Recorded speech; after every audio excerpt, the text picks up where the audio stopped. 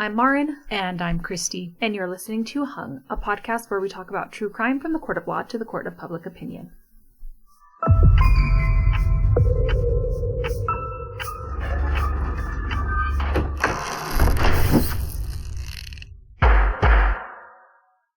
Well, I made a dumb horror movie person mistake or choice this week.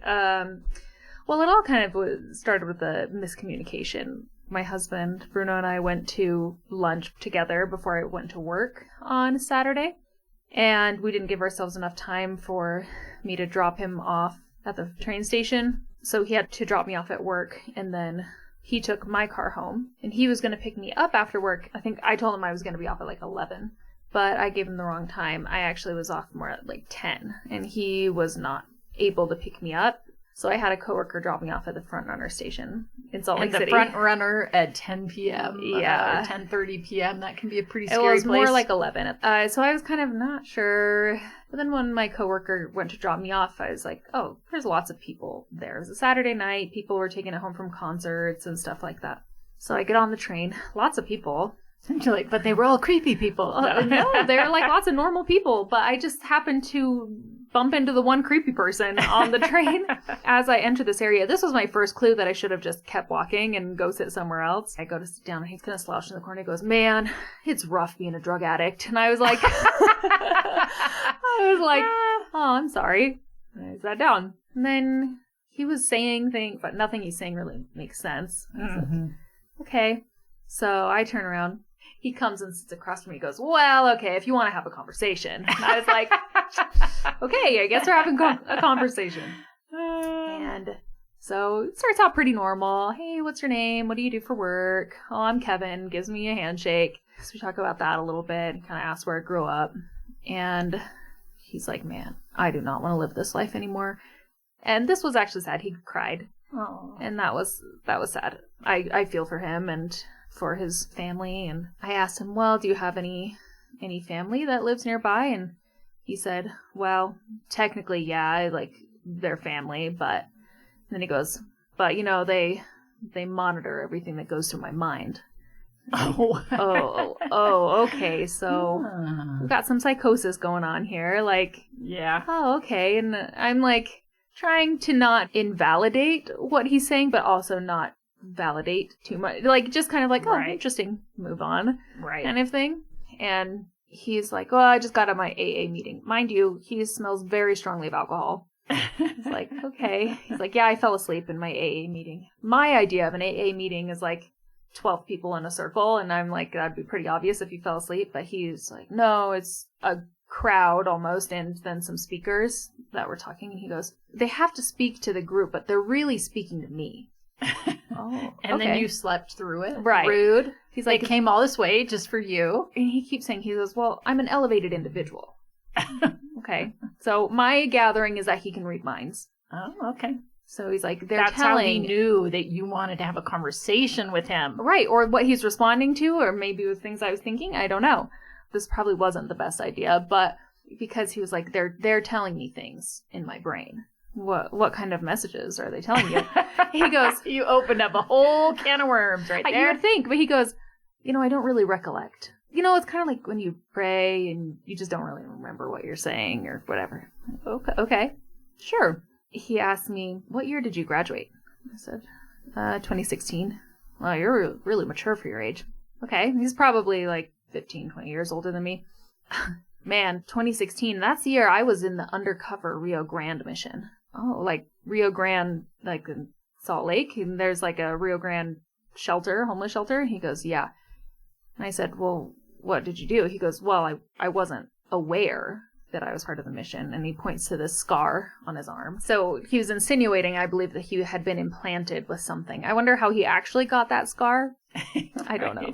Hopefully he didn't actually cut his arm open and dig around in there. Oh, gosh. Right. So I asked him, well, what was the purpose of the mission? And he goes, I'm pretty sure it's apparent what the purpose of the mission was. I was like, oh, okay. And he goes, basically they wanted to control the flow of drugs. Oh, okay, sure.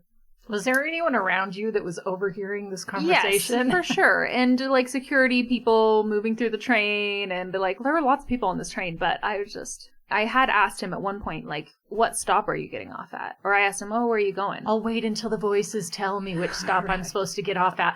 Ooh, they say whatever stop you're getting off at, I should also get off at. Right. I mean, I'm like, I made a bad choice, but I'm trying to make good choices too. Like, I'm like trying to be smart at the same time. So like that way that I knew if he stayed past his stop or if he got off before his stop, like with me, right? Right. He was going to the end of the line and my stop was before that. So I then knew, okay, if he gets off at my stop, this was not his stop, right? I mean, eventually he just is kind of like, well, it was so nice talking to you. Have a good night. And goes and sits back in his seat. It's like, okay, what's your name again? Maryn. Okay. So I'm like, well, open my book, whatever. He sits back in his seat. He goes, Maryn, do you drink? And I said, yeah, I do on occasion. He goes, well, do you want some vodka? Out of his water bottle. I was like, oh, thank you. I'm okay. I know it's not the most appropriate place to ask somebody if they want a drink, but it's like, no, that's so nice of you, though. Thank you. And then I got off at my stop. He didn't follow me, and I was fine. And I was going to walk home, but Grandma has my location, and I guess she saw that I was on my way home, and she called me. The voices in her head said, you need to go to the train station and pick up Maryn just in case this creepy guy gets off with her. Well, I was on the phone with Bruno on my way, and then she called me. She goes, are you walking home from the train station? Yes. It's like midnight. I don't want to wake you guys up. And so Grandpa came and picked me up. But anyway, I survived. I could have died, but I survived. Well, that's funny because this week I also spoke with a homeless person. Did you? Yes, I did, because I was on a trip with my parents and two of my siblings and some other family, and we were at Niagara Falls, and we were coming up after this fireworks show. We'd seen a guy panhandling when we were walking in. He was still there sitting on the steps, and so I just went over and sat down next to him and started a conversation and just, hey, how's the day been going? Oh, not so great today. And we had a very nice conversation, and I gave him some money at the end, and he said, great, I can pack up and go get myself some food and go to bed. So, that's nice. Yeah, that was a better conversation. Yeah. I mean, you never know what you're going to get, but I do feel like one of the hardest things for people on the street is that people just look away, they ignore them, and that's really hard. You are a person too. So I think when I get the sense that somebody is safe enough to talk to, then I think it's important to ask them about themselves. So. Right, 100%. I mean, even though the conversation was nice, I was sitting there thinking, like, this guy thinks he can read minds. Like, what does he think? Does he think I'm saying something to him? What if that thing makes him mad? Right. What if I'm saying something he doesn't like, even though I'm not actually saying something, you know? Right. I think it is the unpredictability. Well, first of all, they're telling you some bizarre things. Right. He was they're saying that experiencing psychosis. Yeah. Then you're not really sure what they might do because they're unpredictable. And that's a scary position to be in. And unfortunately, as a woman, we're always having to be aware of those types of issues. You have to be aware all of the time. And then you add in all these factors. Once I saw that he didn't get off the train at the same stop I did, then I felt more comfortable and whatever. I didn't necessarily think he had bad intentions, but just like you said, could definitely be unpredictable. Right. Yep, for sure. Okay, well, we are back for episode 3 of the Kouri Richens trial, and I discovered I thought that I had gone on day 1 and day 5. Well, I was wrong because, day 5 was Carmen, the housekeeper, and I knew I hadn't seen her, and so I thought, maybe it was day 6, not day 6. Not day 7. I don't think even day 8. I think it was day 9 that I went. I didn't realize it had been so long before I went the next time. Did you wait until the Megan Sunwall was done? No, I think that there was a break. And so I had a day that I wasn't going down for Megan's trial. And so I decided to go ahead and use that day and go up to Kouri's trial. Yeah, so it ended up being day 9. I kept waiting to see the people that I had seen. So I was totally wrong when I thought I knew what was going to be in this episode. The first person is someone who knew Kouri, But then it goes totally in a different direction with cell phone data and a few other things in between. Oh, and the drug dealer that sold the drugs to Carmen. He came to the stand? Yeah, he did. Does he get immunity too? He was offered immunity under the same conditions if he gave full and truthful testimony in the case. Right. So, but the first person is interesting when you come off of the back of Carmen talking about the Michael Jackson drug, which we know to be propofol, and fentanyl.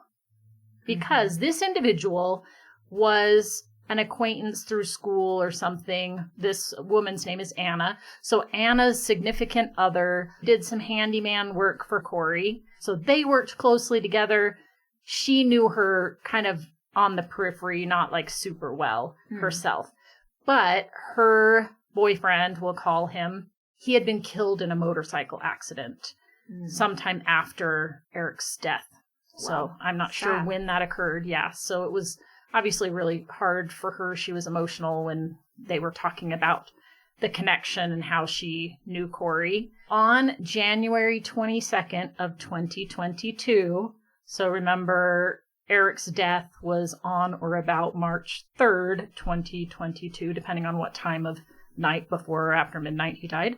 So this was that couple months before. And this is also around the time that Carmen is saying she's possibly working out this first drug deal. It's also with Kouri. Connor's birthday. True. My brother. Yeah, that's why it was a special day. So Kouri calls Hayden, who is her boyfriend, and the phone is on speaker. Anna overhears this conversation between Kouri and Hayden. And the first thing that Kouri asks is for something that started with a C or a P. She can't remember. She wasn't sure what it was. They thought maybe it was some sleeping aid or something. Propofol, yes. And then she went into the bathroom and came out a few minutes later and overheard Hayden saying, like freaking out, saying, "Bleep that client. Fentanyl? What? F that client." To which Kouri said, "Okay, thank you." And that was the end of the conversation. Oh. And then she's had no other interactions with Kouri since that time. So that's interesting when you think of the timing that fentanyl is brought up, and also it sounds like propofol was brought up in that conversation. It becomes even more important when the defense comes up and cross-examines her, because it's not clear during the state's questioning that Anna is a hostile witness. She doesn't want to be there. She's been forced to come and testify. And she refused to talk to investigators on the case. She was served a subpoena and forced to come in.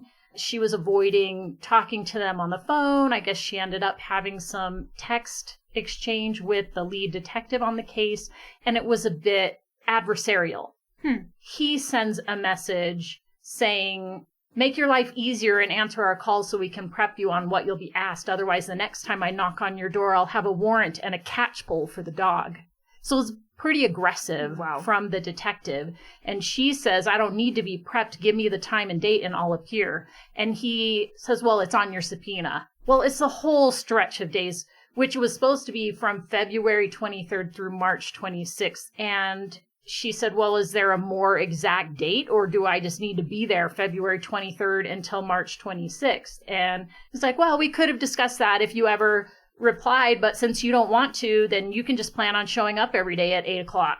Oh my gosh. So she was livid about the way that she was being treated in this case. And they also brought up the comment about the dog. Like, she did have a big dog, but he was fenced, and she says that there was never any sort of exchange between the detective and her dog. He wasn't ever threatened by the dog, or the dog never tried to attack him. So it was kind of a weird thing to threaten the dog too. "We're going to get your dog, and we're going to," I don't know. It was strange. I think it's weird that the defense brings that up, because it definitely makes her testimony stronger because she doesn't want to be there. She's not wanting to testify against Kouri. She's not there because she has some vendetta or thinks Kouri's guilty, and so she's making up some story. I feel like it was about the lead detective because he's going to come on later, and I think they want the jury to get a taste of like his character and the way that he was treating this witness. Mm-hmm. So I think that was their intention, but I think it was a bad choice because I think it actually made her testimony more powerful. It also shows she was not prepped. I'm going to prep you on the questions, and she refused to be prepped. I mean, I'm trying to think why she would even... I mean, they're not friends, so I don't know why she's so hesitant. Just the emotion of it all because her partner is dead now. Right. Yeah, it's not really clear why she didn't want... I mean, it didn't seem like she was resisting testifying. She just didn't want to talk to them. She was fine. Like, yes, I'll come in. I'll testify. I'll say what I know, which is very little. But I don't need to prep. I don't need to meet with you guys. Just tell me when to be there, and I will be there. Right. You know what I know already, so... Right. And honestly, what would they really have prepped her on? Right. So, I don't know. But... yeah, that was interesting. And then that's when we get to the drug dealer, right? So we had Carmen who's bought the drugs. We have this other individual who's overheard something about propofol likely and fentanyl. Mm-hmm. And then we have the drug dealer who sold the drugs. Okay. This guy is just, oh my gosh, he's so sketch. Like Carmen, I felt was believable. She had a hard time just remembering all the details of everything, but I felt like she was genuine in her answers. This guy, I felt like the differences between what he had said to the investigators when they talked to him earlier was more in line with Carmen's testimony. These two weren't friends. Right, because she asked somebody and that person asked around and found somebody, and is that the person that was found? Yes. Okay. There was a friend of hers, Nicole, who said, oh, I might know somebody. And it was a guy that she had lived with for a few months down in Davis County or something. And so she asked him if she could give Carmen his contact information, which he agreed to. And then Carmen reached out to Robert. So he's saying now, oh, no, I didn't sell fentanyl until the end of 2022. So I only sold oxys and roxys, and I was selling my own prescription, not some other thing. So it was legit oxycodone, right? I don't know what roxy is, actually. It's just a different formulation, but they're interchangeable pretty much. He does agree that, yeah, he met her at the Maverick in Draper. He's like, oh, once, maybe twice. And, I don't know. I mean, there were things that he said that he couldn't have known what Carmen said. Like the Roxy 15 milligrams are green. And she said the first things that she bought from him were green. And then she wanted something stronger. And she said the next thing she got from him was blue. And the cartel will make fake OxyContin. And they'll stamp it M30 and it contains fentanyl. And sometimes it's pure fentanyl, right? Because we know he didn't have Oxy or Roxy or hydrocodone or, he didn't have anything else in his stomach. He had fentanyl. So we know it had to have been pure fentanyl. Sometimes those fake OxyContin M30s, which are blue, which is what Carmen says she bought the second time around, they can sometimes be pure fentanyl, which I think is weird because pure fentanyl of that amount is going to kill your clients. So it makes more sense to lace it with a little bit to get people more hooked because it's more powerful, and then you build your customer base. Right. If that's what happened, then the whole thing of her being like, well, no, actually she did know it was fentanyl is out the window.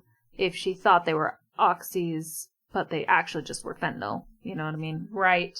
Well, and so they pull up his interview that he had with them before, and they play it, and he's very clear that he sold her OxyContin, right? But the problem is he didn't have a prescription for OxyContin. So he's trying to now back up and say, oh, I misspoke. It wasn't OxyContin. I sold oxycodone. It was my own prescription. I had a prescription. I was selling my own pills.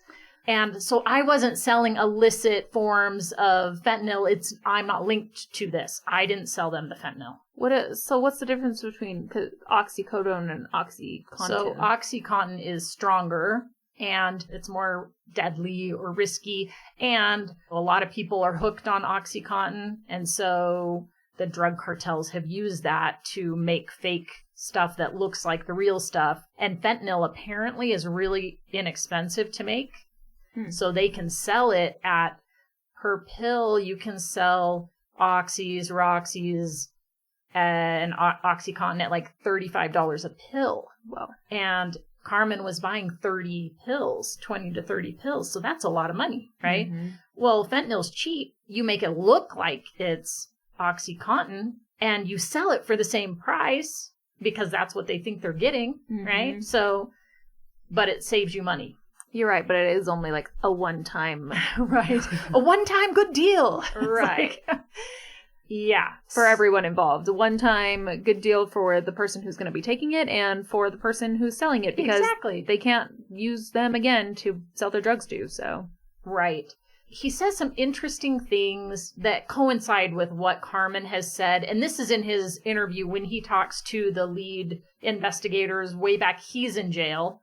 Gotten picked up on something and they come in and talk to him. So he knows nothing about anything, right? He doesn't know what Carmen has said. And they're saying, hey, we got phone records. We've got all this corroborating evidence. We've talked to Nicole. We've talked to Carmen. We already know the stuff. We're just looking to corroborate the information that we already know. We're not looking to jam you up. And so that's why they offer him immunity. He does say that he put the pills in a small Ziploc bag. Earplugs had come in. So pretty similar to like a button bag. Yeah. Probably a little bit bigger than that because he was like, well, you wouldn't be able to fit 30 pills in a button bag, but the earplug bag was a little bigger. He says, yeah, well, I said OxyContin, but well, actually, I think he was saying, oh, no, they just made a typo. They made a mistake putting in OxyContin. I meant oxycodone, and I was just confused because I was detoxing back then. And you listen to the interview. He doesn't seem confused. He seems very clear what he's talking. I'm not saying he wasn't detoxing during that time, but he seemed totally fine. So initially, he had said that he was selling his own pills, which he only had prescriptions for oxycodone. But then he does say later that he got pills from someone else that were not his own prescription. That being the case, how can you guarantee that that was actually prescription OxyContin, right? It could be the fake stuff and you just think it's the real stuff because they say that it is and you sold it, right? So he goes later and his affidavit, which he signed in November of 2025 or something, it has OxyContin in there and he signed it. And then later he goes through with, I think the defense attorney sits down with him and he says, oh, no, it wasn't that. It was oxycodone. It should be that. And so they crossed out and had him initial the changes that it was really oxycodone, not OxyContin. And during that first interview, he did remember seeing her with another individual, at least one time with a male, which we know she was. He recalled her being kind of short, Hispanic. Oh, the other thing, he did mention that he remembered contacting Carmen once or twice later on to see if her friend wanted some stuff because he had stuff. And also that, yeah, I remember, I think she was like in drug court or something and she was trying to this or that. So he knew some details about Carmen that it's very clear that he knows enough, right? Right. And if Carmen said that you told her you were selling her fentanyl pills, would that be true? And he says, well, if I told her that, then that would be true. And then he gets pressed about whether he had said that. And he says, well, I don't believe so. So he's not really confident. Mm-hmm. He's kind of wishy-washy about it. He's not saying, never, I never would. But later he's saying, well, I didn't start selling fentanyl until later in the year. And that fentanyl, it was a dark, dark blue, almost purple. It was very distinctive. A gel cap. It was not the same. And, so, okay. And he also says, well, they started making Roxy's stamped with M30 because a lot of people were hooked on Oxys at that time. So that's why people were dying. And I'm like, yeah, that's what you sold her. You sold her the M30s. That was the problem. And people were dying at that time. And you were just saying like, oh yeah, I didn't do that until later. But you're admitting that at that time, you knew that fake Roxys were being sold, or OxyContin or whatever, that were stamped M30, and you sold that to her. And you've just admitted that it really wasn't yours, that you got it from somebody else. Mm-hmm. So he's definitely not reliable at all, but some of the things that he does say unbidden do support Carmen's testimony. Right. The former chief medical examiner for the state of Utah, he's now retired. He also gets up and testifies because he was reviewing the documents for this case because Dr. Ulmer was retiring, and it was kind of the end of she kind of wrapped things up, but then she wasn't there anymore. So he was talking to Kouri, and he'd talked to her on at least one occasion, and just talked some more about some of the same things that the previous medical examiner talked about. And he did mention, though, that in the past, fentanyl deaths were really pretty uncommon.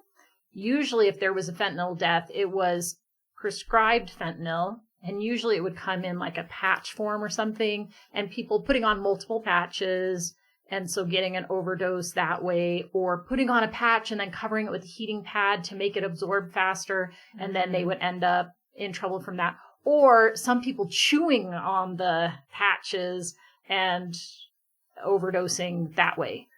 I mean, going back to our friend on the train, addiction is just sad. It is sad. It's just really sad. Yeah, it is sad. And then, so fentanyl was a controlled substance, and then companies started to try and get around that by adding other things to it so that it wasn't fentanyl anymore. It was something else because it had this other stuff in it. And that's where we come up with the acetyl fentanyl getting added in there that we know is only associated with illicit fentanyl, that they were trying to get around it. And then it's like, no, we are on to you. It's still fentanyl. But he does talk about with opiates in general, sometimes it triggers some of the cells that are involved in your immune response. So can present things kind of like an allergic reaction, even though it's not actually an allergy, if that makes sense. Like there are different ways that your body has an allergic reaction, which is trying to attack this foreign substance as a true allergy. But in this case, sometimes opiates affect the mast cells and you get allergy-like symptoms, but you actually don't have this, like your body isn't trying to attack the drug, which is a true allergy. Is this going to tie back to like the Lyme disease thing? Well, no, actually, because of his illness on February 14th. Oh, when she allegedly drugged his sandwich. Right. And so there was this idea of, he has allergies and he probably had some sort of allergic reaction to something in the sandwich. And the medical examiner is saying, well, it's possible to have an allergy-like response. It's not actually an allergy when you ingest opioids. And so it's possible that that seemingly allergic reaction was just a response to having an opioid in his system. They do bring up that hydrocodone pill bottle, the empty pill bottle that was found in his room.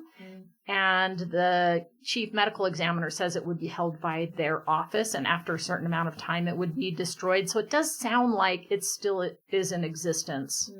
But it was never sent to a lab for testing for traces of anything inside that bottle. But it's also interesting that the defense could send that out for testing themselves. Mm-hmm. So it's strange that they didn't bother to do that. They're just pointing out that the state didn't do it.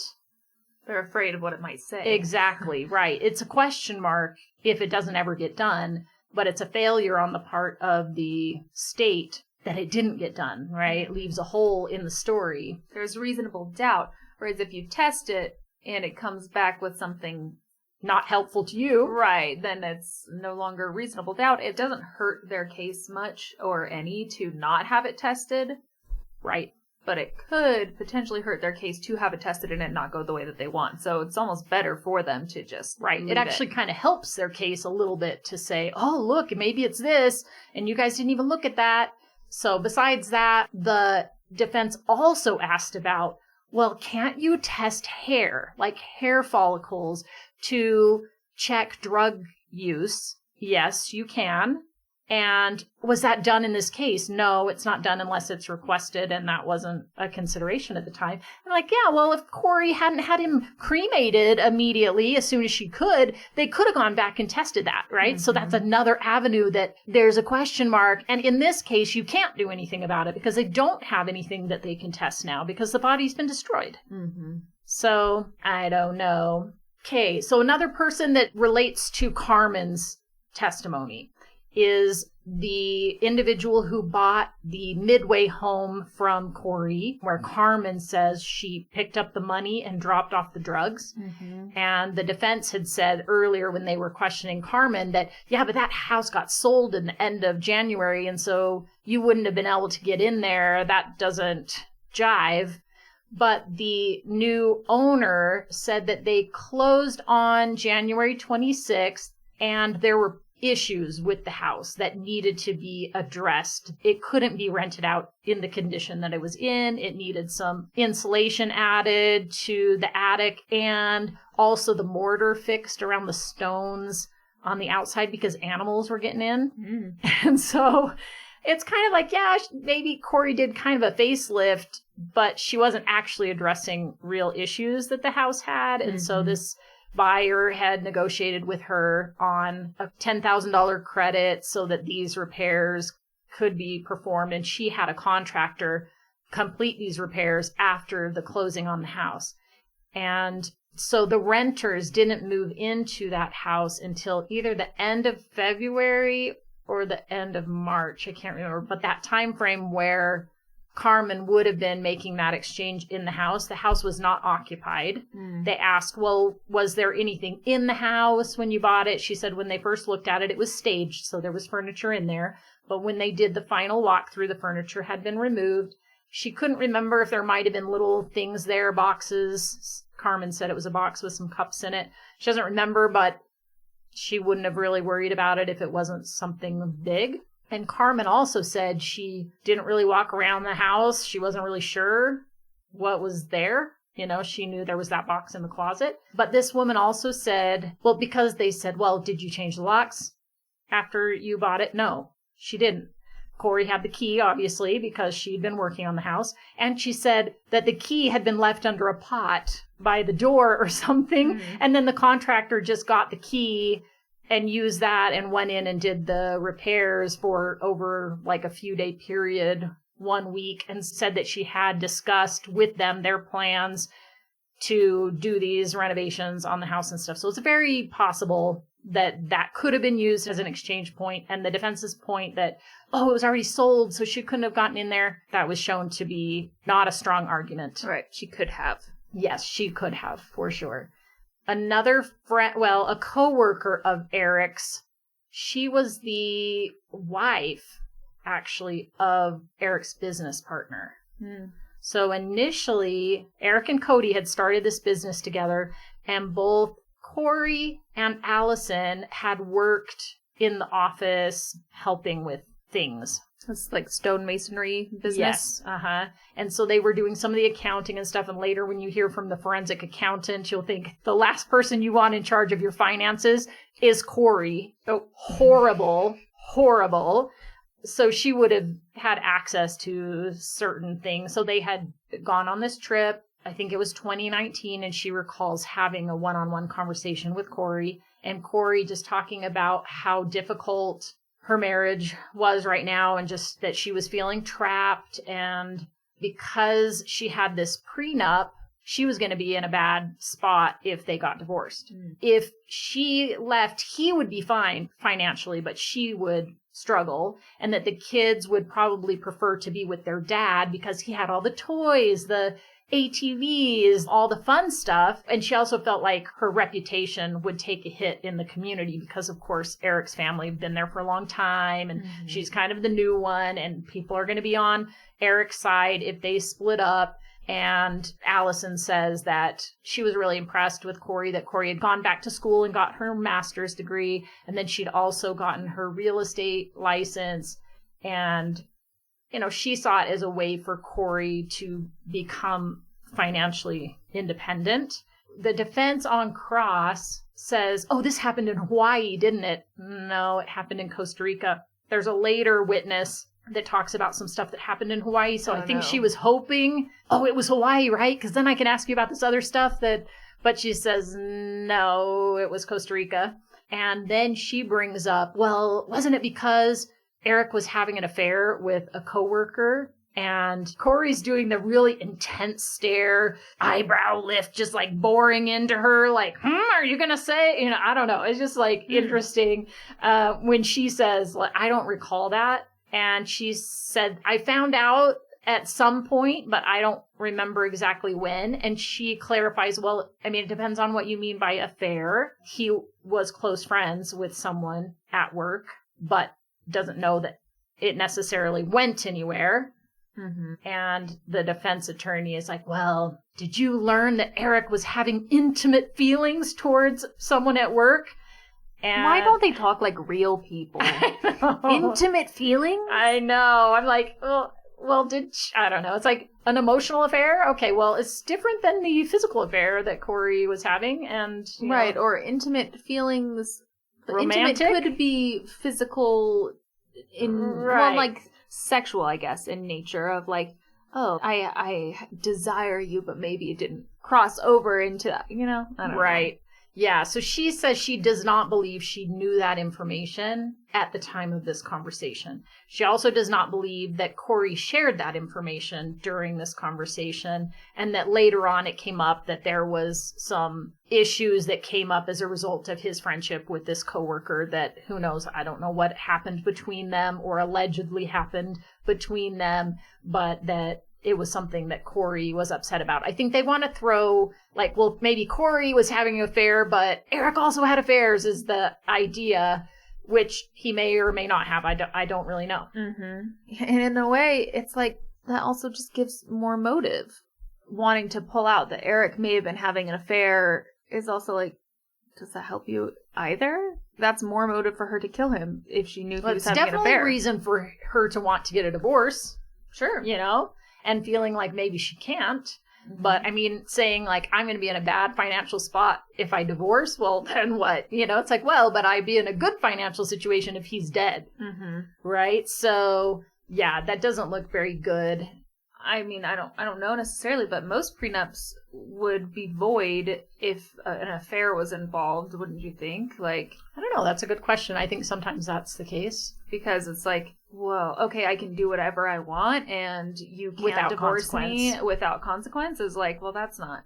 That does sound familiar as you say it, but I don't know if that's part of all prenups, but. Well, it's like, if they just want a divorce and they're going to get something out of it, versus like if they have a good reason to ask for a divorce, but who knows? Yeah. But that seems like something I've heard before. Yeah, I agree. That does sound familiar, and I don't know what. I mean, if she'd known about that at that point, she probably wouldn't have been saying, like, oh, I'm going to have financial struggles because of the prenup if I get a divorce, if she knew there was some sort of affair, because then she would know that would nullify their prenup, and then she could get half of everything when the only way she gets anything is if he dies from the business, you know. But the defense brings up that they used to travel together pretty frequently, and then all of a sudden that stopped. And why did that stop? And she says, COVID, and which 2019, and then, okay, now 2020. And, you know, she's like, well, besides COVID. Oh. besides COVID? And she says, well, I mean, we had young kids, busy family life. Well, didn't your husband have a falling out with Eric because he called law enforcement on Eric? And she said, my husband didn't call law enforcement on Eric. Well, he spoke to law enforcement about some illegal hunting practices that Eric engaged in. So law enforcement may have come to him and questioned him, and he answered truthfully. Mm-hmm. And so I guess there had been some tension there, but she says that they had resolved those issues and things were fine. I mean, it's like, if you're doing it, I'm not going to lie. I'm not going to lie for you. Sorry. You know, if someone comes, I'm not breaking the law for you. I'm going to tell the truth. Don't do that stuff if you don't want to get caught. And I bet the information probably came about some other way. Mm-hmm. But I don't know. So we have a really brief introduction to Detective O'Driscoll, who is the lead detective in this case. He comes in to say that he seized Carmen's cell phone in April of 2023 and put it in evidence, and he later downloaded the contents of that phone. And the defense just comes up and clarifies, so you're the O'Driscoll that's the lead detective on this case? Yeah, okay. Because that's the dude. That's the dude that was rude to Anna earlier, that was making these mean text messages. Mm-hmm. And she's like, yeah, well, we're going to call you back later, but we'll ask you some questions then. Yeah, I'm like, okay. But now we get to some real meat here. I mean, I think the other stuff is also important. But this is the thing that tells us for sure, does the cell phone data match up with Carmen's story? Right. And Robert's story and Kouri's story. Mm-hmm. It was really powerful, really? I have to say.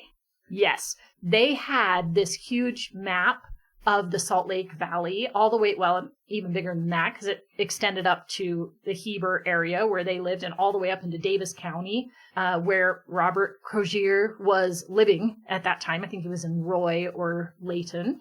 So they show cell tower connections and the communication between Carmen and Kouri, and the communication between Carmen and Robert, and the movement of those cell phones, and it shows those cell phones moving towards each other and meeting up at the Draper Maverick.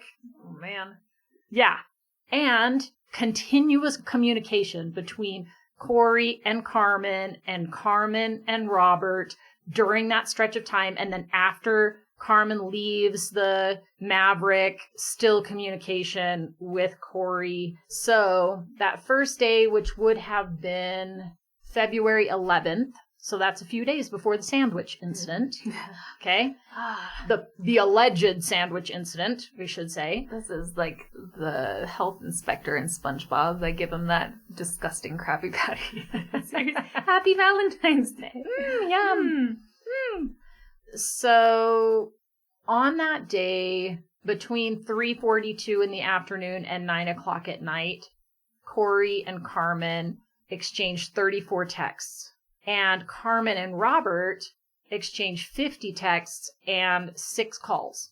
And you watch. I mean, that's the powerful thing, is you're watching their cell phones come together and boop, boop, boop, boop. And it matches up with exactly what it said. Okay, and then they leave. There's communication between Kouri and the boyfriend on February 14th.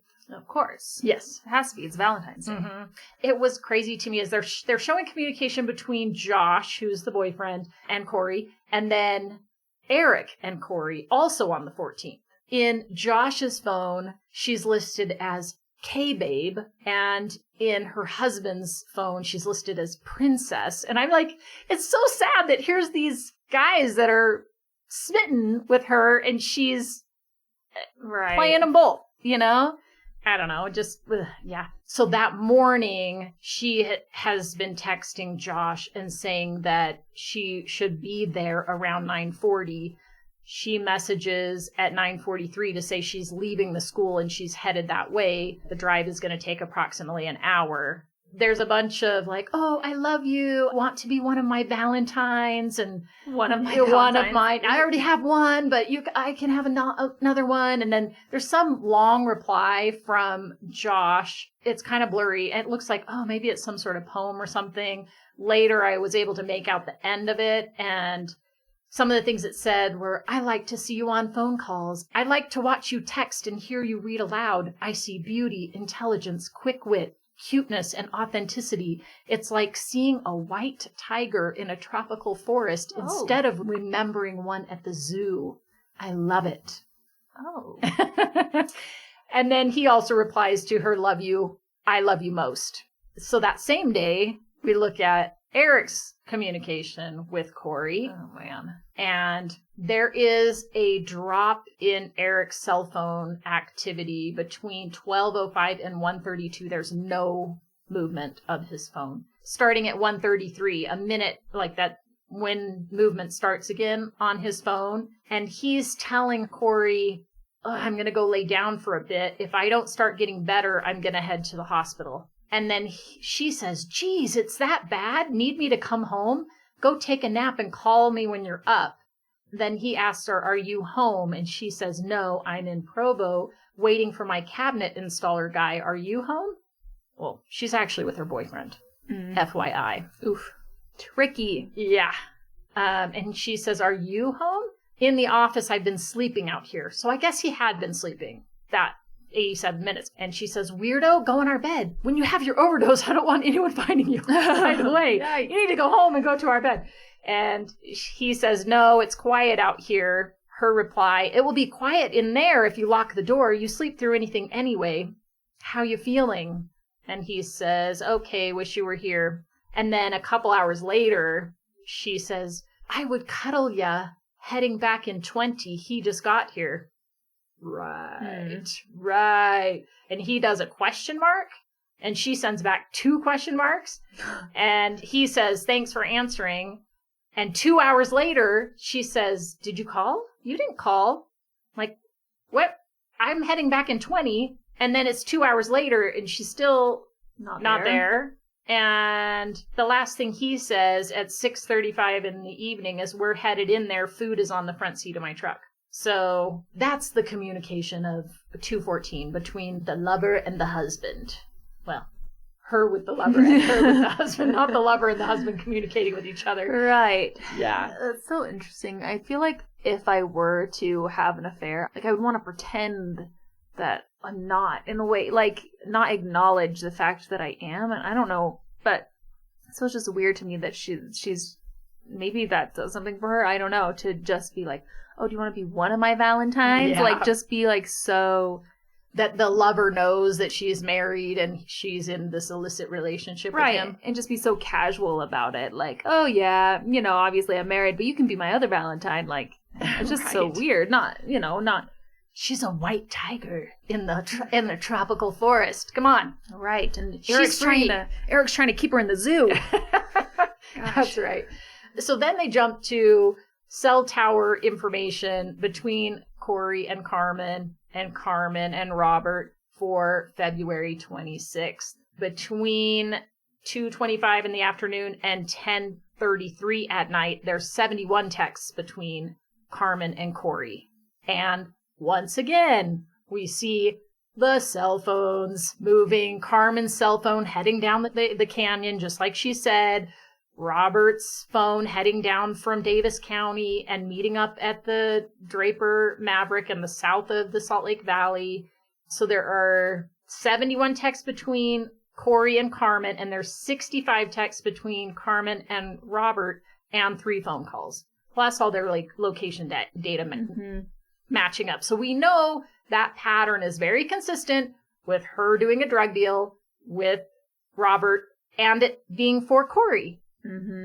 Then there's one more that is similar, the same pattern, on March 9th. So this is that few days after Eric's death. There's one final deal that she does with Robert. And this is the one he says never happened. He didn't ever see her again after February.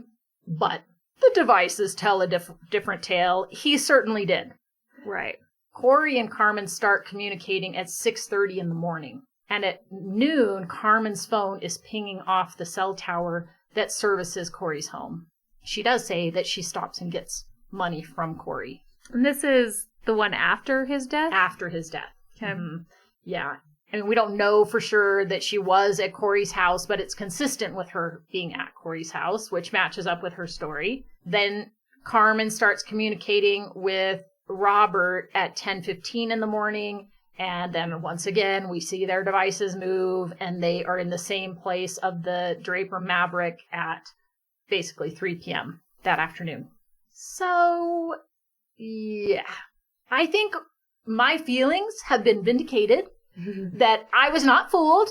I believed Carmen, and this bears out that Carmen's story is true, and all the things that she was saying about, well, I didn't remember what dates everything happened or whatever, but looking at all of the information, the data, the cell phone, they show, yeah, and then we also found these pictures on her phone that match up with who she was with and all of that, right? Mm-hmm. That it matches. Her statements are being corroborated. Right. For sure. So Kouri is like big, wide-eyed, staring, how dare you lie about me face. She's the lie face.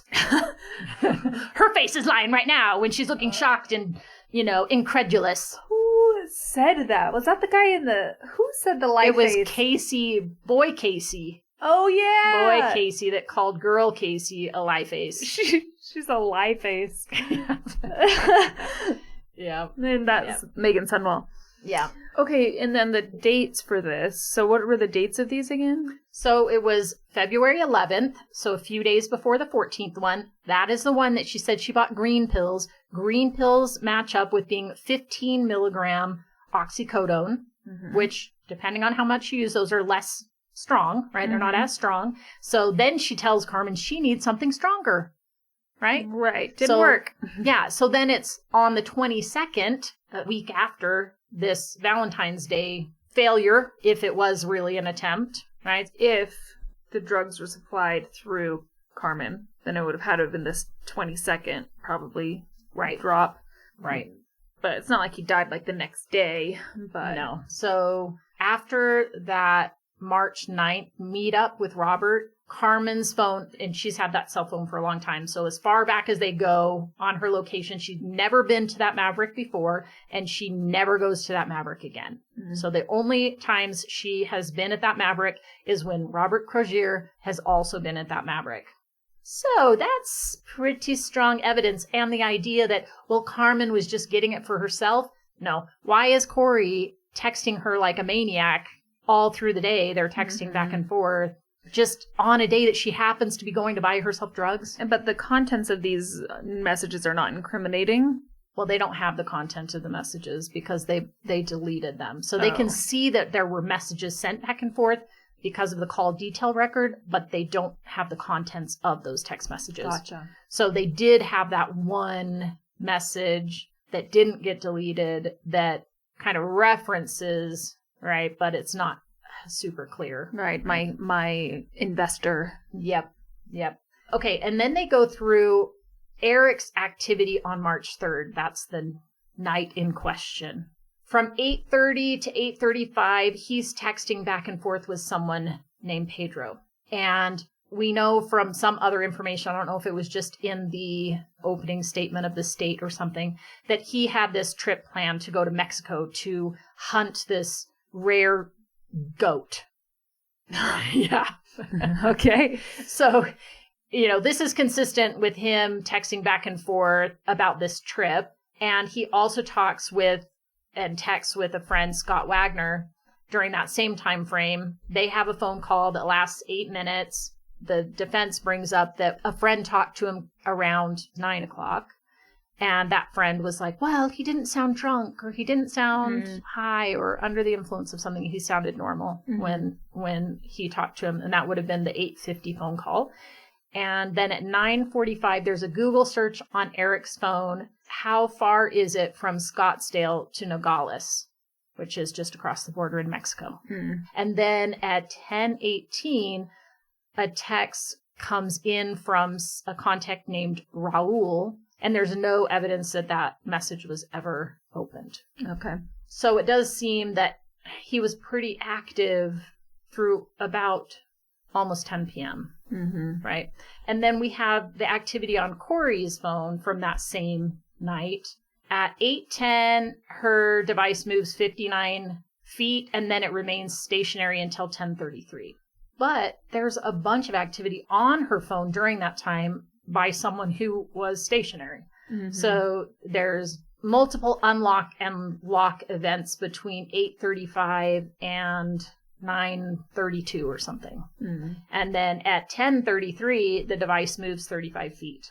And then it doesn't move again until 3:06 p.m. There's an unlock for 28 seconds. Then there's a speaker activation a minute later.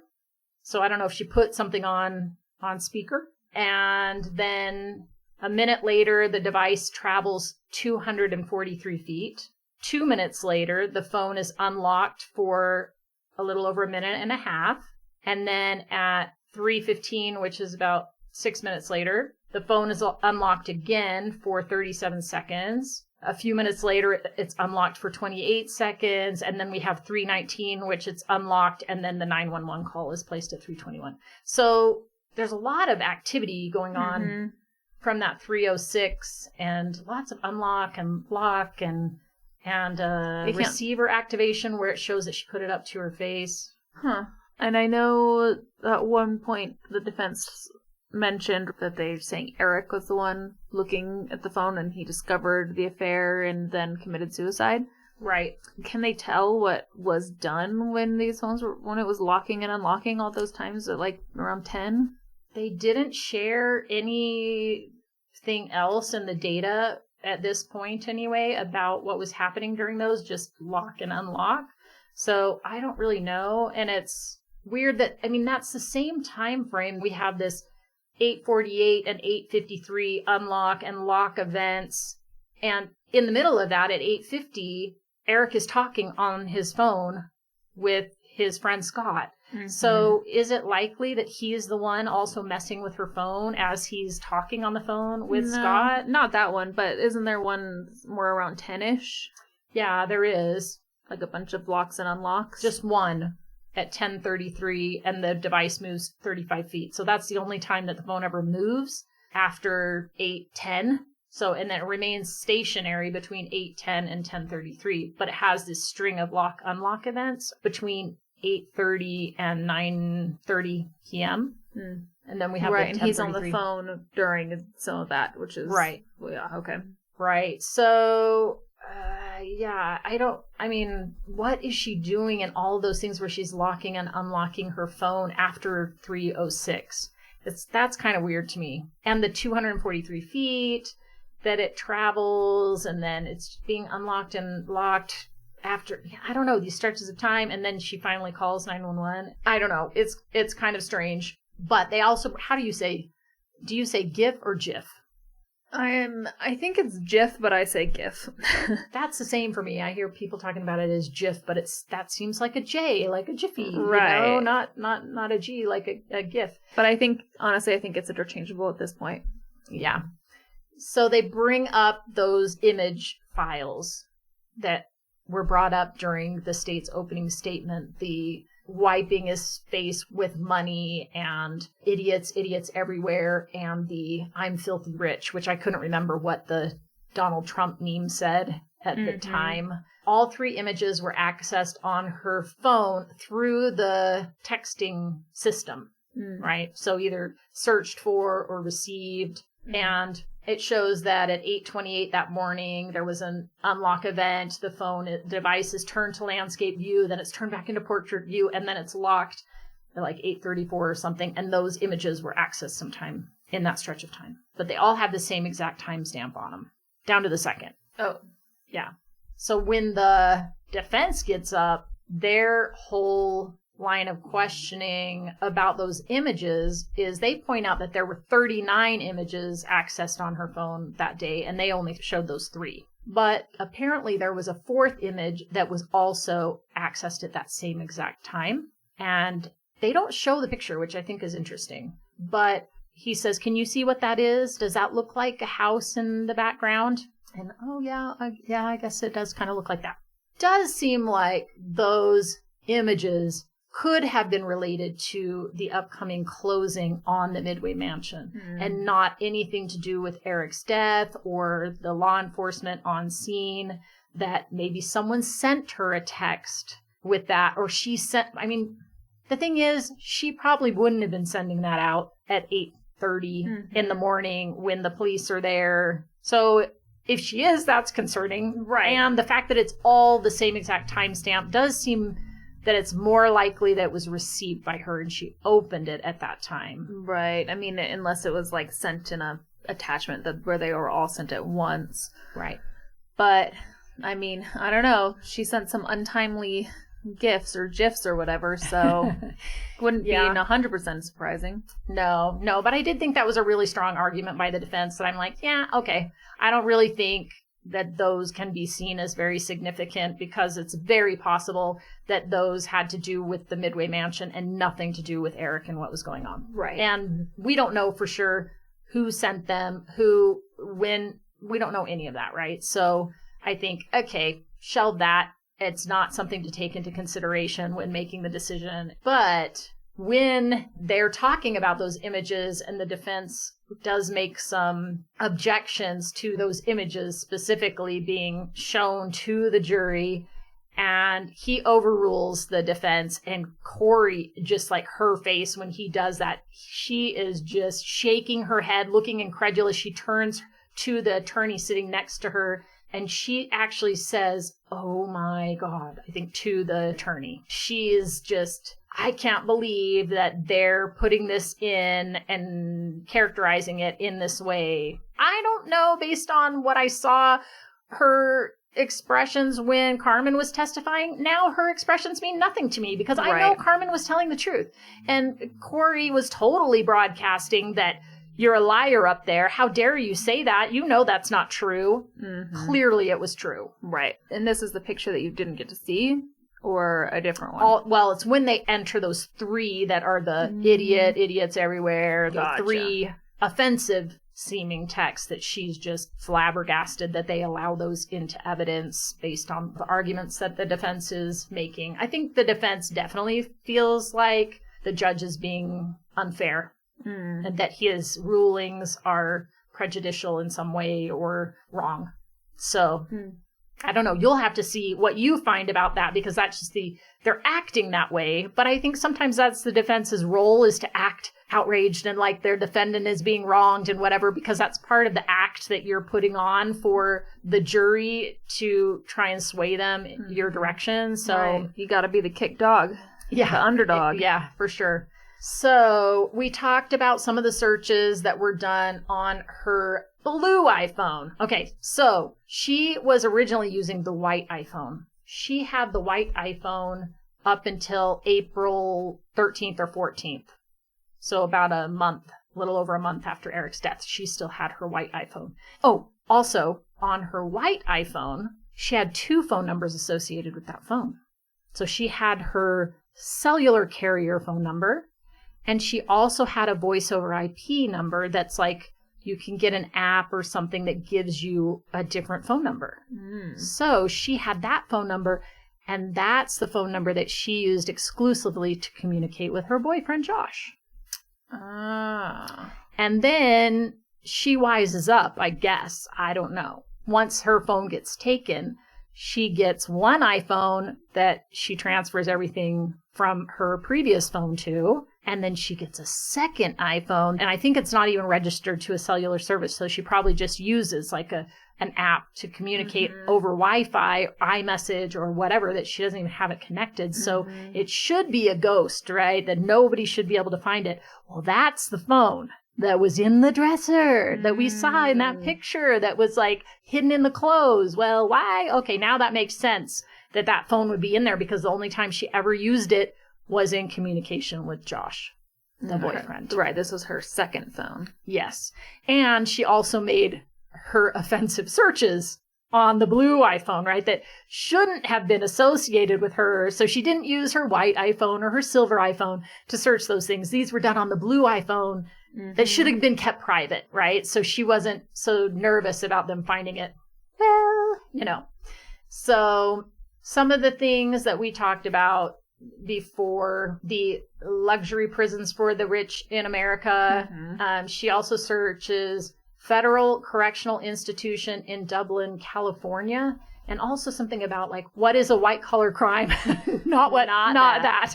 Yeah, like, well, it does seem, when you hear the forensic accountant, it does seem like she could be charged on some white-collar crimes, too, for fraud. Right. That would send her to a prison like that, right? But not in this case. That doesn't count as a white-collar crime. No.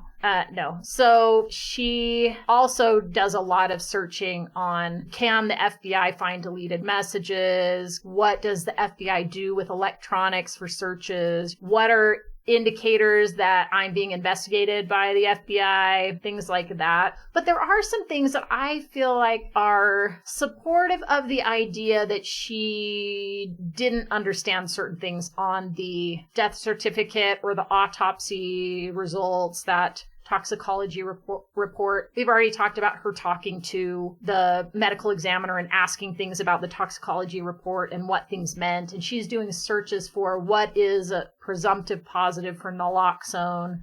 And is naloxone similar to heroin? She spells heroin like the heroine of a novel. Oh, no.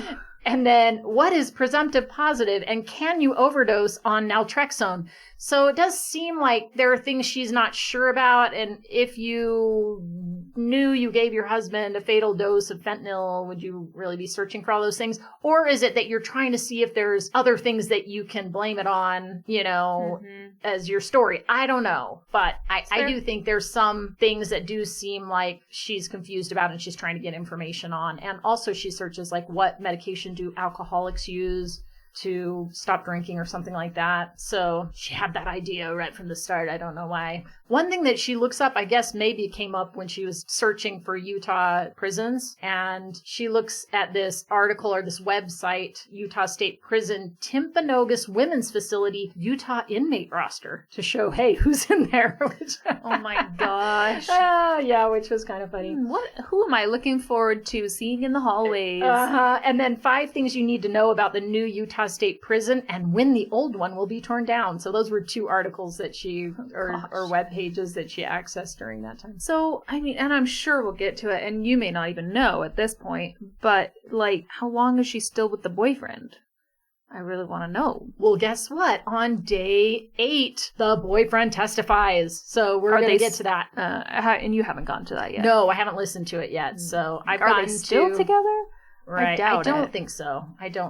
I told you already about the images, which I think was a valid argument, and I kind of skipped ahead to their argument about that and went back to the state's questioning. But he also was saying, well, couldn't you track those images back to the source, like where they came from? And he said, well, I did try that, but there just wasn't enough information because it had been deleted. So it was in that unallocated space where eventually it gets overwritten, and some of the information had been overwritten, but those images were still there, and the source of the images was still there as far as that it was through text, but I can't tell anything more about it than that. And okay, so he asks about the web searches, and a lot of those searches don't have dates associated with them. So the defense attorney, this is the Mr. Ramos, who's a very, I don't know if I told you about when he was doing questioning of a witness on day 1, like he's questioning the witness, but he's looking at the jury, and he's walking back and forth, and he's just very theatrical, very flamboyant, and very much, a champion for justice. No, one of the defense attorneys. And so he comes up and he's questioning this witness also, and that's very much his style, the way that he engages with the witnesses and the jury. And so he's going into, well, you have her contact list. You could have contacted all of her contacts and found out if they had sent those messages, or maybe they still have data on their phone that you can find out. Or it's like, I mean, I'm sure with her business and all of that, she's got to have so many contacts. That's not realistic. And he's a digital analysis person. You could talk to a detective about that, but this guy is not going to be doing that. right? And, well, it had to have been through iMessages because of something else that was found in the data. Well, then you could have eliminated all the people that didn't have iPhones. Well, in a contact, does it say whether it's an iPhone or not iPhone? Doubtful. No, I don't think so. I think just in your messages you can tell based on how they come up, right. Yeah, that's true. So then he says, okay, are you familiar with lifestyle analysis? I don't even know what that is. He says, no, I'm not familiar with it either. Do tell. Yeah. Are you familiar with a certain Real Housewife in Salt Lake City in April 2022? And he says, no. Are you aware of someone maybe being sentenced around that time? I do remember that there was a Real Housewife of Salt Lake City that was found guilty or pled guilty to some fraud charges or something. A real white-collar crime. Yes, right. That maybe those searches, Kouri was doing those not about herself, but she was researching. But it would be a stronger argument if you could show her searching for that person's name or things about her trial and whatever. Of course, the state's not going to show that information because it means nothing to them. But the defense certainly could show those other searches. And if you could show that all of those searches were done on her, burner secret phone. I know, right? So that was, that's a weird thing. Yeah, I don't know. So if it's innocent, why wouldn't it be on her regular phone? True, right? Because it was around that time, I guess, because she switched her phone and started using two phones in April of 2022. But yeah, why wouldn't she be using her regular phone if she's just searching about some Real Housewife of Salt Lake? Mm-hmm. Why is she using her secret phone to do those searches? That doesn't really make sense. So good job, Maryn. I hadn't really thought of that. I was like, I don't know. I mean, I guess it's possible, but it's also she knows she's under investigation by that time. So, to me, it's obvious that she is aware that some searches don't look good. Right. And she's intentionally making searches like, can you wipe a phone remotely on her burner phone and not on her real phone? And she's intentionally using her burner phone to talk to her boyfriend. So it's yes, she's very specific about what goes on that phone. Yeah, I agree. So that does kind of undermine their idea of it just being some innocent thing that has nothing to do with this. Like you said, you add that to all the other searches that she's doing, that would be kind of an outlier, a weird thing to say, yeah, well, it was just this random time I decided to search about, on the burner phone, if she's also searching for, I don't know, American Idol contestant winners and blah, blah, blah, also on her burner phone. I don't know, but still, just the number of searches surrounding Utah women's prisons is a lot. It's more than a casual, curious, what prison did she even go to? And there are pretty much 2 pages worth of searches in here that I didn't go through and read all of them out, that all have to do with deleting stuff, death certificate stuff, FBI changing the passcode, insurance, deleting information. Can cops force you to do a lie detector test?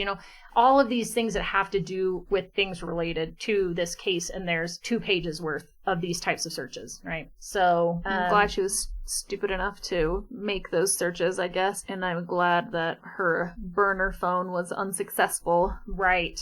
I don't know how they found out about that. I'm not really sure, because she was using it under the radar, right? But maybe it's because Josh Grossman. I think that's why they knew she had to have another phone, because I think they did end up seizing Josh Grossman's phone, and they saw a different number associated with Kouri on his phone. And so that led them to know that she had some other device. Weren't they looking for something else and they found it in the drawer? Isn't that what happened? I think they were looking for electronic devices. And as I learned more information, I'm thinking, okay, they specifically realized she had this other phone number and they were looking for that phone, because if she had a secret phone, it might have secret stuff on it that she didn't want them to see. And it sure did. And so I think they were looking for it. And that's why probably her hiding it, they're expecting she is going to try and hide it because it's not her primary phone. So it's not just going to be out like the cell phone. She would say, oh yes, here's my phone and you have a warrant for it. Here you go.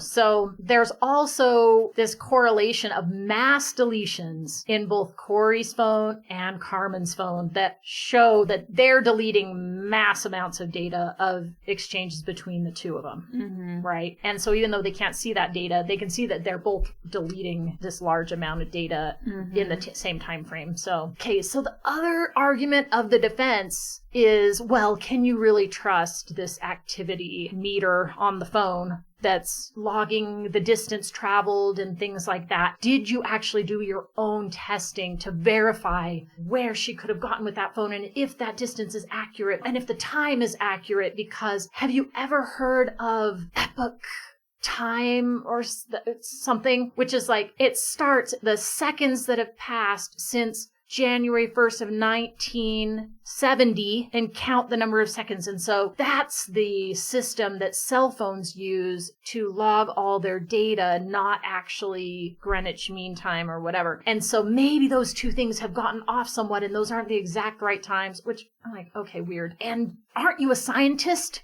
Isn't your degree in the forensic sciences? So shouldn't you have gotten her cell phone and shouldn't you have tested a cell phone of the same make and model and measured the distance yourself between point A and point B and then put the phone in your pocket and walked between those and came back and see, does that data match up with what you know that distance to have been? And all, I mean, the state comes back up and they're like, okay, well, don't you think Apple spends a whole lot of money on their devices and making things accurate? You think they're putting out a crappy product and they want it to be as reliable as possible? And I think, okay, well, so if it's 243 feet versus 250 feet, is that really that significant? You saying that, though, about Apple just made me think, oh, I don't know, you don't want to bash Apple, like, they might come for you. But then that triggered another thought. That's something I learned recently about Apple, is that in movies, they will not allow any, like, movie to have a bad guy using an Apple iPhone. Oh, device. Interesting. Yes, no bad guys can use all bad iPhones. We know all bad guys use Androids. That's right. So they have to use flip phones or Androids or some nondescript, funny. but Apple says, no. No bad guys can use Apple iPhones. Well, this bad person, or we could say, well, that's evidence of her innocence because bad guys don't use iPhones. They use Androids, clearly. That's and right. She didn't have just one iPhone. She had multiple iPhones. So it's a weird thing that, can we really trust this data? You didn't verify this data yourself. You didn't do studies and experiments to verify. I'm just like, dude, what? I mean, it's just bizarre. Like, do you think the phone was just sitting there and registered 243 feet? No, I mean, all along the lines of like, yes, but have you seen similar situations, but have you ever seen one exactly like this? It's like, did you try with her phone? What about a phone exactly like hers? Well, how do you know that's accurate? What about in her exact location? Because maybe cell service is different in its recording data differently because of access to cellular data or whatever. I don't know. But they did an independent test and the test showed wildly different results or something like that, then sure, maybe. Right. But how different could the results even be? Right. And the state does come back up and say, well, how many investigations have you done that had to do with this activity data and using it to corroborate a witness's story? And he says, yeah, I've testified in many cases that had to do with that. And the data matched up with what they were saying. And so, yeah, it's consistent enough for us to trust it, Right. So that's just a weak argument in my opinion. But he also says, well, information that was deleted certainly would have been better for all of us. I'm like, well, yeah, it would. And it's your client that deleted it. So if she hadn't deleted it, you would be in a better position. So the fact that she is doing all of this stuff, and also, well, she was involved in some drug activity, right? Well, don't you think people who are involved in drug activity, they might want to delete their activity? Well, yes. That's exactly what we think, actually. Right, in fact, for both of them. And then what does it have to do with those images and that one text message? Why would she have motivation to delete that text message? So that's weird because it seems picture like of the house where she picked up the drugs. Right. Yeah. That led to his death. I don't know. Yeah. So one of the last things that kind of backfires, I think, on the defense is the witness had said it was clearly Kouri was the only one using this phone. And he says, well, how do you know that Kouri was the only person who was using the blue iPhone? And he says, well, there's a text message from Kouri to Mr. Grossman, who's the boyfriend, in which the defendant indicates that, and he cuts him off. He's like, no. Well, hold on. Let me be clear. Let me clarify my question. I'm not saying the iPhone didn't belong to her. I'm just saying, is it your testimony that there was nobody else who could have access to that phone at all? And he says, well, I don't know that. Okay, that's my question, and then the state gets back up and say, well, what was that you were saying? And then Kouri had sent a text to him saying that she'd gotten one of her mom's old phones and she was going to be using that phone to talk to him. So I'm sure if they got his phone and they looked at the information on his phone, which he did not delete all this stuff. So this is where they got the bulk of the information about their texting back and forth was from his phone, not her phone. Was he having an affair, or? I mean, he's not behaving in a way like he's having an affair because he's not trying to be secretive and hiding all the stuff. Because I'm like, well, innocent people have no reason to delete a bunch of stuff, and even if he might delete stuff if he's guilty of being in an affair, but even though he was part of this affair, he was not the guilty party as far as on like a relationship that a partner he was cheating on or something. Yeah, so I do think the fact that this message indicates she's using a different phone, they know they're looking for a different phone, right? So that I'm sure that's what led them to that phone. So I thought we were going to get to the forensic accountant, but I don't think we are because we already long time. So, dang it. Something to look forward to. Yeah. But I have to say, I mean, the forensic accountant was the entire day. All of day 7 was the forensic accountant. So, and I thought, oh man, we got the forensic accountant and we got some life insurance people. I'm going to be able to cram these people in. Nah, not going to happen. What? Not going to happen. Weird. I know. Yeah, I guess there were more witnesses in here than I realized. And I knew the cell phone data was a pretty big deal. And Robert's testimony, too. That's pretty key in this. But yeah, so I think I already said it. I feel vindicated, in my opinion. And now the evidence keeps mounting as far as looking worse and worse for Kouri on the things that maybe felt questionable for me earlier on, but now with some of this evidence that I'm seeing, I'm like, those things are kind of falling apart. So yeah, I'm really curious to see what is coming, and I can't wait to hear what the boyfriend has to say. I'm curious about that as well. Yeah, so that will be, I believe, allegedly it will be in the next episode. Yeah. So come back for that. I don't know if I told you this, but nobody knew there was a boyfriend until day 1 of trial and the opening statement. Really? Really. It had not gotten out that there even was a boyfriend. So that was a jaw dropper during the opening statement. Everyone's looking at each other like, wait, what? Did anybody know that? No, nobody knew that. So they kept it under the radar. Kept their cards close to the chest. Yeah. Yeah, I mean, obviously the defense knew it was going to come in, but nobody else, the public didn't know. So, I didn't know anything anyway, but I learned that the public didn't know when everybody around me was flabbergasted and wait, hold on, I've never heard anything about a boyfriend. So, yeah, so I'm guessing they don't have any idea what the boyfriend has to say either because they didn't even know he existed. So it's all going to be brand new. Okay. Yeah, so come back next time. And thanks for hanging out with us again today. Until next time, I'm Christy. I'm Maryn. And you've been listening to Hung. Bye. Bye.